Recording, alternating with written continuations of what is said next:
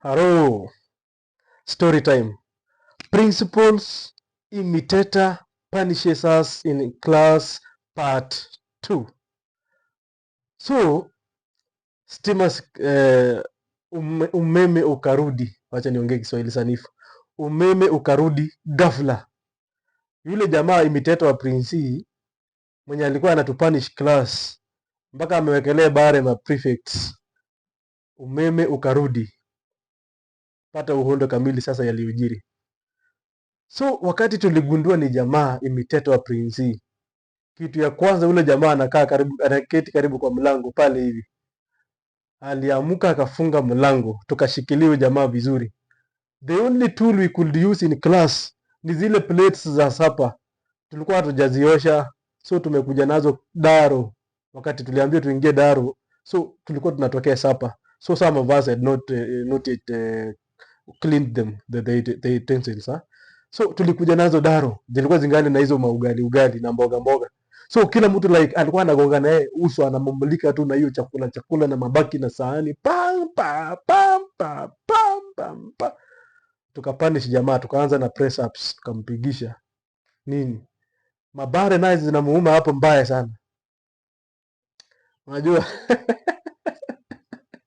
ushikwapo shikamana. So this person was very intelligent. Na alikuwa na akili nyingi sana. The only thing aliona inaweza kumsaidia, jamaa alikimbia kwa switch ya kuwasha na kuzima taa. Akazima taa. So ikawa ni guesswork. Hatujui nani ni nani. Unaona? Na alikuwa na beshte yake mmoja, alikuwa amemark penye yuko. So akaambiwa beshte yake, simama karibu na hii switch, nitauliwa bwana. Enda ukae karibu na switch, mtu akiwasha unazima, mtu akiwasha unazima. Nisiwawe bwana. So ule beshte yake akaenda pale. So like si alikuwa amezima hiyo switch. So mtu akienda akiwasha akirudi anawekelea bare, ule beshte yake anazima.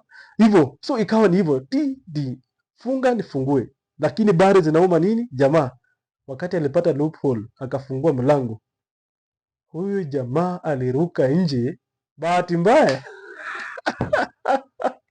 Nje ya classes zetu ilikuwa karibu na parade ground na kulikuwa na kawaya. Hiyo waya ilihang jamaa. Aliwekelea king'ora moja. Sisi tukasema hapana, kuliko tummalizie ama tumuumize sana, hata hiyo waya kumhang. So hiyo waya ilimhang, kichwa ikaenda chini na mikono, miguu ikabaki kwa waya juu. Ilikuwa ni kitu kama kameenda chini hivi. So haikuwa karibu vile ati labda ni ground iko juu hivi unaweza ruka kwa haraka. So huyo jamaa alikuwa anabahatisha kuruka, ikawa bahati mbaya nyayo zikashikilia kwa waya na ikamhang, akawekelea nduru bwana. So kitambo yafikia hapo mpaka anaruka nje ahangiwe na waya. Huyo jamaa kila sehemu ilikuwa ni ugali pamoja na mboga na amewekelewa bare za kutosha, especially wale prefects aliwawekelea bare. Jamaa aliwekelewa ngumi, teke, sahani, chakula na lingwa nazo uso nini. So the only person mwenye aliokoa huyo jamaa ni ule alikuwa ameketi karibu na switch. Wakiwasha anazima na kuruka kando, wakiwasha anazima na kuruka kando, so that huyu jamaa asipigwe sana, asikuwe the obvious target, sasa apigwe na kila mtu. So hiyo ndio kitu ilimsaidia sana. Tulikuwa tumejawa na hamaki bwana. Huyu jamaa tulikuwa tumeamua tunammalizia hapo class, lakini sasa it sounded funny. Yani tulibaki yani unaweza kuimagine mwanafunzi mwenzako amewatesa kwa class, amewatesa baada ya kugundua ni yeye kwanza. Unajua tulicheka kwanza, kicheko ingine noma sana. Tulicheka wote na vile ilikuwa ni siku ya entertainment. Yani tulikaa tukawaza, ama huyu jamaa ameamua kutu entertain na hii sarakasi zake kwa class. Yani jamaa ametupigisha magoti, tumeinua mikono, tumeita mvua, amewekelea wenzetu mabare. So tulicheka kwanza. So hiyo hasira kidogo though ilikuwa ni kitu ya kufurahisha juu huyu jamaa, imagine kitambo tugundue ni mwanafunzi wakati umeme ulirudi, lakini hapo mwanzo tulijua ni principal, so we could do nothing. So this person bwana alitukalia bwana, mabare bwana, kneel down. So we imagine jamaa ametupigisha magoti sisi wote.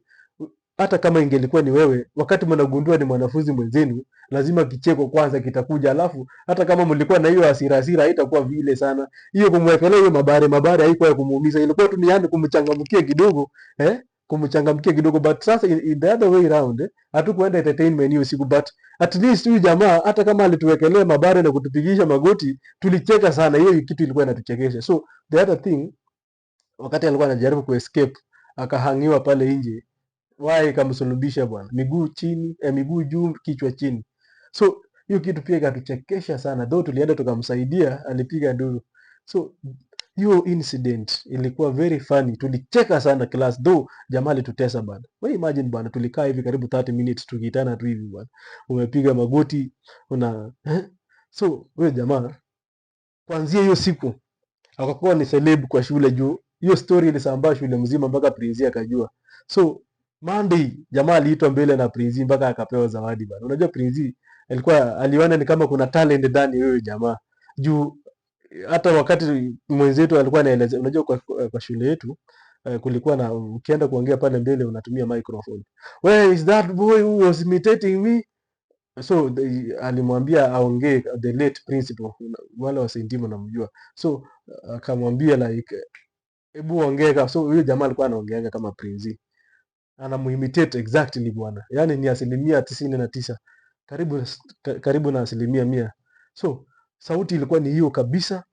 Tofauti ni physical appearance. Huyu jamaa ni mwanafunzi, Prince ni kama mzee na ni mwalimu. So hiyo ndio ilikuwa tofauti, lakini sauti, kama kungekuweko na giza alafu asimame pale mbele na Prince, huyu jamaa angeongea na Prince aongee, hakuna utofauti kabisa, hakuna. So hayo ndio yaliyojiri kupanishiwa na imitator wa Prince high school. Wewe ulipitia mangapi? Mambo fani yenye bado nakumbuka ya high school. Asanteni sana kwa kunisikiliza. Tegea stories zingine wakati ya story time. Nice moments.